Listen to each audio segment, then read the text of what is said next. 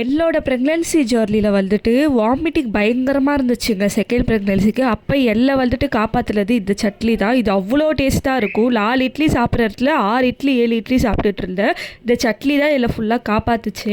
இதுக்கு ஒன்றும் இல்லைங்க, எப்பயும் செய்கிற கார சட்னி தான். பட் ஆனால் நான் கொஞ்சம் டிஃப்ரெண்ட்டாக செய்வேன். புதினா, கொத்தமல்லி, அதுக்கப்புறம் கடலப்பருப்பு, காஞ்ச மிளகா, தேங்காய், பூண்டு, வெங்காயம், தக்காளி, இவ்வளோ தாங்க. கொஞ்சோண்டு 2 ஸ்பூன் ஆயில் ஊற்றிக்கோங்க. அதில் வந்துட்டு ஃபஸ்ட்டு கடலப்பருப்பு, ஸோ அதுக்கப்புறம் வந்துட்டு காஞ்ச மிளகா, அதுக்கப்புறம் வந்துட்டு கார்லிக்கு, அதுக்கப்புறம் வந்துட்டு வெங்காயம் போட்டுட்டு கொஞ்சமாக கல் உப்பு போட்டுக்கோங்க. எல்லாம் வந்துட்டு வெங்காயம் நல்லா ப்ரௌனாக ஆகணும், பச்சை வாசனை போகணும், அது வரைக்கும் நல்லா வதக்கிக்கணும். ஸோ கொஞ்சமாக கல் உப்பு போட்டு நல்லா வதக்கிடுங்க. ஸோ நல்லா வதக்கிட்டு அந்த கலரை பார்த்தாலே உங்களுக்கு தெரியும், ப்ரௌனாக இருக்கணும் வெங்காயம். அப்போ தான் வந்து டேஸ்ட்டு நல்லாயிருக்கும் நம்ம சாப்பிட்றதுக்கு. ஸோ இந்த மாதிரி ப்ரௌனாக இருக்கணும். வெங்காயத்துலேயும் கொஞ்சம் தண்ணி விடும். அதுக்கப்புறம் நீங்கள் தக்காளி போட்டுக்கோங்க.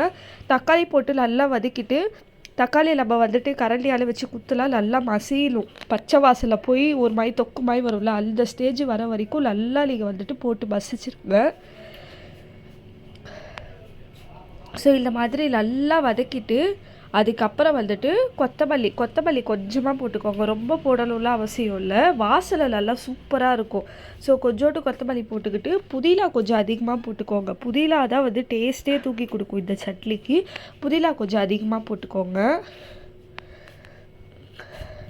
ஸோ புதினாவும் போட்டுட்டு நல்லா வதக்கிடுங்க. நல்லா வதக்கி புதினாலையும் கொத்தமல்லியில் கூட கொஞ்சம் தள்ளி விடும், அந்த தள்ளி சுண்டுற அளவுக்கு நல்லா வதக்கிடுங்க.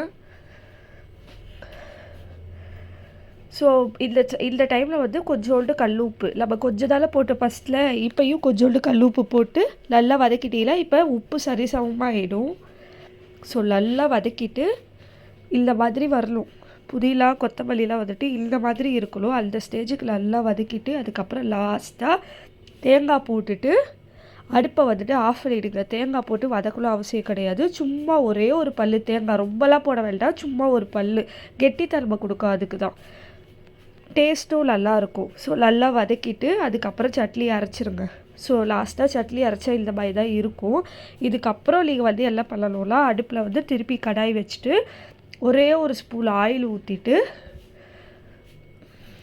அதுக்கப்புறம் வந்துட்டு கடுகு, கருவேப்பிலை, அதுக்கப்புறம் காஞ்ச மிளகாய் எல்லாமே போடுங்க.